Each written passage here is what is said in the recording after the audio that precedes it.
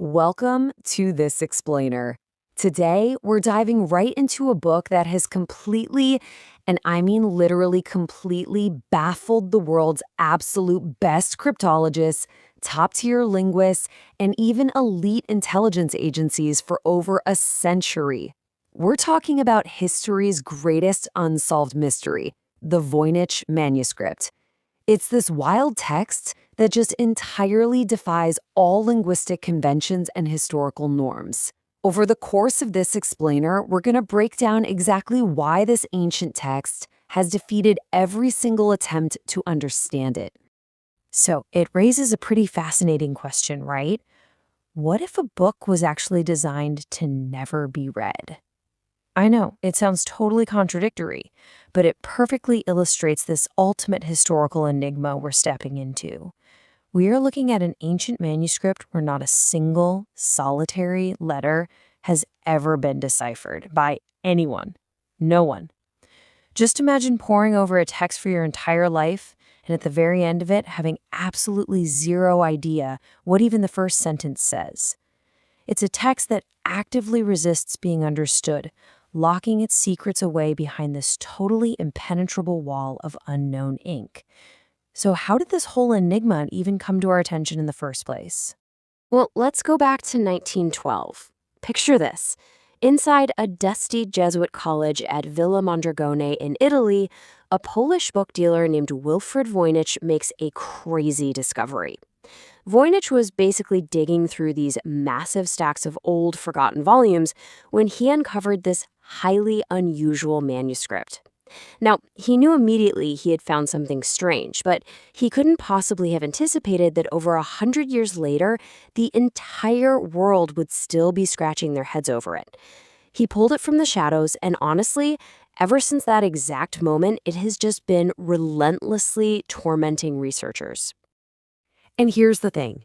If you open the manuscript, you aren't just greeted by confusing text.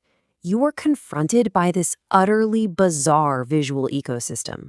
I mean, the pages are packed with these sprawling botanical illustrations of pharmacological plants that match absolutely nothing in our known reality. Seriously, no known earthly flora looks quite like this. Then you've got these elaborate astrological charts depicting constellations that simply do not map to the night sky as we know it. And finally, there's this incredibly strange balneological section. It's filled with anatomical drawings of women, and they're often depicted bathing in these weird interconnecting pools of colored fluid. It's basically an entire world unto itself that simply does not exist outside these specific pages. But let's talk about the writing itself. The strange, flowing script covering these pages is actually built on an alphabet of incredibly limited size, a mere 25 distinct characters. Think about that for just a second. The English alphabet has 26 letters, right? And with that, we can write millions of different books and express infinite ideas. You'd think that a language with only 25 characters would be a super trivial substitution cipher for expert cryptographers to crack. Just figure out what character equals A, what equals E, and boom, you're done.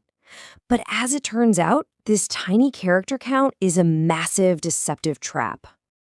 Now, you might be wondering, why can't we just write it all off as gibberish? Maybe somebody was just doodling. Well, we can't, because the text features a highly organized pattern that adheres mathematically to what linguists call Zipf's law. Basically, in any natural language, the frequency of any word is inversely proportional to its rank in the frequency table. And get this, the Voynich manuscript follows this exact statistical distribution. Linguists have analyzed the placement of these 25 characters and found rigid structural rules. Words appear in certain predictable places, there are distinct prefixes and suffixes, and there's a natural rhythm to the text. It has all the mathematical hallmarks of real, genuine communication. This proves the author wasn't just drawing random squiggles, they were writing a structured, intentional language. We just have absolutely no clue what it says.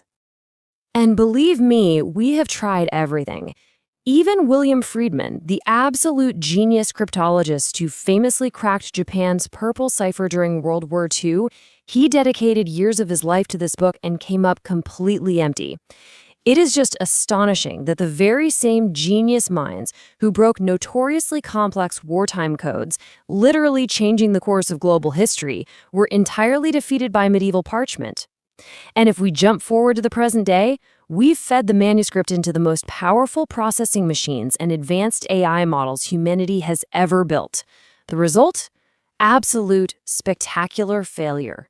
Neither the greatest human minds of the 20th century nor the greatest artificial minds of the 21st century have been able to squeeze a single drop of meaning out of this text. So, since nobody can read it, human imagination has naturally just run wild, generating all sorts of theories about the manuscript's origins. The most grounded hypothesis out there suggests it's a secret book of medieval herbal medicine, or maybe astronomy, written in a highly localized, specialized cipher just to protect valuable trade secrets. Makes sense, right? On the more skeptical side, though, a lot of experts have argued it could just be an elaborate, lucrative hoax, basically a fake book of gibberish crafted purely to trick rich, gullible European royals into paying an absolute fortune for quote-unquote secret knowledge. And, well, because the depicted plants and stars literally don't match Earth, some have even proposed the fantastical idea that it's a record of an extraterrestrial language. I mean, people really have considered everything. But recently, science threw a massive wrench into the whole modern hoax theory. Radiocarbon dating performed by researchers at the University of Arizona definitively places the parchment's creation between the years 1404 and 1438. So that completely shuts down any idea of a modern or post-medieval forgery. It firmly cements the manuscript's genuine antiquity. Whoever created this book, whether they were, a misunderstood genius, an ambitious fraudster, or a medieval scientist, they absolutely did it over 600 years ago, right in the early 15th century. Today, the manuscript rests safely inside the climate-controlled vaults of Yale University's Voynich Rare Book and Manuscript Library. Over a century after Wilfrid Voynich pulled it out of that dusty Italian college, it just sits there in a modern fortress, stubbornly keeping its secrets. The cool part is, anyone can easily go online right now and look at high-resolution digital scans of its pages. But the physical book itself, it remains preserved as this silent witness to centuries of failed human ingenuity. Which really leaves us with one profound question. Is this the lost, profound knowledge of a forgotten civilization? Or is it simply history's greatest practical joke? Are we staring at the cure for ancient diseases, or are we staring at the 600-year-old equivalent of a massive prank?